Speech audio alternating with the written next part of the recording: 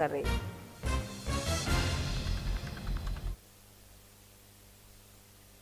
बढ़ेंगे आगे और बात करेंगे आने वाले समय में बिहार विधानसभा चुनाव की। बिल्कुल सही सुन रहे हैं आप, क्योंकि बिहार के दौरे पर है मुख्य चुनाव आयोग और बिहार में चुनाव की तैयारियों का जायजा भी ले रहे हैं। चुनाव को लेकर राजनीतिक दलों के साथ बैठक कर रहे हैं। चुनाव आयुक्त ने साफ कर दिया है कि जितने भी मान्यता प्राप्त चुनावी दल हैं, राजनीतिक दल हैं, वो सभी बैठक का हिस्सा बने और अपने अपने सुझाव दें। हालांकि बीजेपी ने मतदान केंद्र पर बुर्का बैन रखने की मांग की है। इतना ही नहीं, बूथ पर बुर्का पहनकर आने वाली महिलाओं पर रोक लगे। जेडीयू ने एक चरण में चुनाव कराने की मांग की है, तो बीजेपी ने 2 चरण में मतदान करवाने की मांग की है। इतना ही नहीं, बीजेपी ने यह भी कहा है कि चुनाव के दौरान किसी को कोई समस्या नहीं होनी चाहिए और इसीलिए आरएएफ के जवानों को भी तैनात किया जाना चाहिए। तो बिहार में चुनाव की तैयारियां इस वक्त तेज हो गई हैं, सरगर्मियां तेज हो गई हैं। तमाम पार्टियों के साथ बिहार पहुंचकर मुख्य चुनाव आयुक्त मीटिंग कर रहे हैं, जहां शनिवार को सीईसी के ज्ञानेश कुमार, निर्वाचन आयुक्त डॉक्टर सुखबीर सिंह संधू और डॉक्टर विवेक जोशी के साथ राजनीतिक दलों की एक अहम बैठक हुई। निर्वाचन आयोग की बैठक में राजनीतिक दलों ने अपनी अपनी रणनीति, अपनी अपनी मांगे रखी। वहीं बीजेपी ने बूथ पर बुर्का को बैन करने की बात कही, जिससे मीटिंग के बाद का जो माहौल है वो गर्माता हुआ नजर आया। वहीं बैठक में जेडीयू ने एक चरण में चुनाव कराने की वकालत की थी, जबकि भाजपा ने भी एक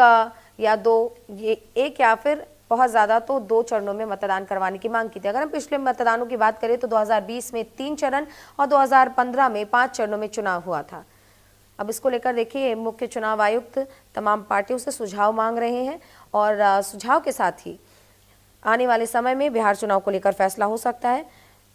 6 तारीख के बाद यानी कि 6 अक्टूबर के बाद कभी भी चुनाव का ऐलान हो सकता है। बीजेपी ने एक और मांग रखी है कि चुनाव के ऐलान के बाद 28 दिनों का समय मिले, उसके बाद ही चुनाव की डेट्स फाइनल की जाए। यानी कि अगर चुनाव का डेट जो है वो अगर 10 अक्टूबर को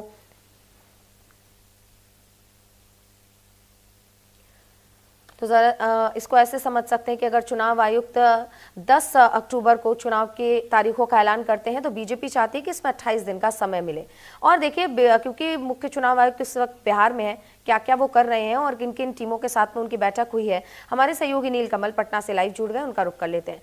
नील कमल, क्योंकि आप इस वक्त मौजूद हैं और वहां पर लगातार मुख्य चुनाव आयुक्त तमाम जो मान्यता प्राप्त पार्टियां हैं उनसे बातचीत कर रहे हैं, सुझाव मांग रहे हैं, मांगे उनकी मांग रहे हैं। क्या अब तक सारी बैठकें हो चुकी है और अब सिर्फ चुनाव की तारीखों का ऐलान बाकी है, या अभी कुछ और प्रोसेस है जो इस बीच मुख्य चुनाव आयुक्त प्रोसीड करते हुए नजर आ रहे हैं?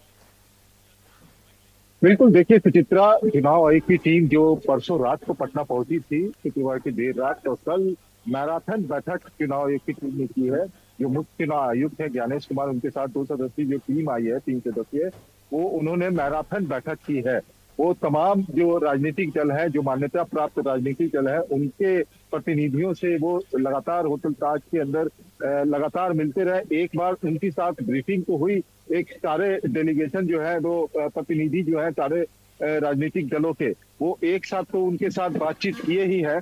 लेकिन इस बार जो है ये देखा गया कि मुख्य चुनाव आयुक्त ने तमाम पार्टियों को अलग से भी समय दिया है कि अगर आप एक साथ अगर कुछ नहीं कर पाए हो और भी कोई ग्रीवांसेस हो आपको, और भी कोई बात अगर कहना चाहते हैं चुनाव आयोग से, तो वो अलग से भी बैठ करके बात कर सकते हैं। तो तमाम राजनीतिक दल जितने भी प्रतिनिधि उनके शामिल हुए थे कल की बैठक में, वो अलग से उनको 5-5 मिनट का समय दिया गया था ताकि वो अपनी बातों को चुनाव आयोग के सामने रख सके। तमाम पार्टियों से भी अलग अलग भी मिले, एक साथ तो मिले ही है, अलग अलग भी चुनाव आयोग की टीम ने। नीलकमल, क्या कह सकते हैं कि बीते दिनों जिस तरीके से राहुल गांधी ने वोट चोरी और ज्ञानेश कुमार पर कई बड़े आरोप लगाए हैं, ये उसी का नतीजा है कि मीटिंग के बाद भी सबको पर्टिकुलर 5-5 मिनट का समय देकर उनकी मांगे सुनी गई हैं?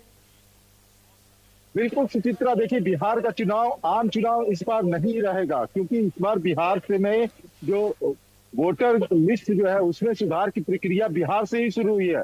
एसआईआर की प्रक्रिया बिहार से ही शुरू हुई है। और जिस प्रकार से ऑपोजिशन, खासकर राहुल गांधी कांग्रेस के नेता जो है और एलओपी है जो यहाँ के, उन्होंने जिस प्रकार से चुनाव आयोग को कटघरे में खड़ा किया, और खासकर पर्टिकुलर अगर बात की जाए तो ज्ञानेश कुमार जो मुख्य चुनाव आयुक्त है उनको ऊपर जिस प्रकार से प्रहार किया है, तो बिहार को एक नजीर बनाना चाहते हैं कि यहाँ पर निष्पक्ष और फेयर तरीके से चुनाव हो, किसी तरह का कोई दाग ना लगे, किसी तरह की कोई भी पार्टी उंगली ना उठा सके इस चुनाव पर। चुनाव आयोग इसकी तैयारी कर रहा है, क्योंकि ये एसआईआर यहाँ पर हुआ है और ये बिहार के चुनाव को नजीर बनाना चाहते हैं, क्योंकि उसके तुरंत बाद बंगाल में और आसाम में भी चुनाव है। तो ये बिहार बिल्कुल। का चुनाव एक नजीर पेश करना चाहते हैं पूरे देश भर के लिए, ताकि पूरे देश भर में जो एसआईआर की प्रक्रिया पूरी की जानी है उसमें कोई दिक्कत ना हो और बिहार का चुनाव उसमें एक नजीर नीलकमल, बन एक के आए अहम कि सवाल ये कि कल की SIR मीटिंग में बात भी कितनी क्या एसआईआर का मुद्दा उठाया गया, क्योंकि एसआईआर की प्रक्रिया के बाद फाइनल लिस्ट भी आ गई है। तो क्या किसी राजनीतिक पार्टी ने ज्ञानेश कुमार के सामने या फिर जो चुनाव आयुक्त और बाकी की टीम गई है वहां पर दौरे के लिए, उनके सामने एसआईआर का मुद्दा उठाया और वोट चोरी जैसे मुद्दे उठाए गए? देखिए सुचित्रा, वोट चोरी का मुद्दा तो नहीं उठाया गया, लेकिन जब बात यहाँ आई कि जो मुस्लिम महिला जो वोटर होती हैं वो बुर्का डाल करके वोट डालने जाती है, तब ठीक है उसमें नीलकमल, आपका बहुत बहुत धन्यवाद तमाम जानकारियों के लिए। तो साफ तौर पर मुख्य चुनाव आयुक्त इस वक्त बिहार में मौजूद है और जल्दी चुनाव की तारीखों की घोषणा भी हो सकती है।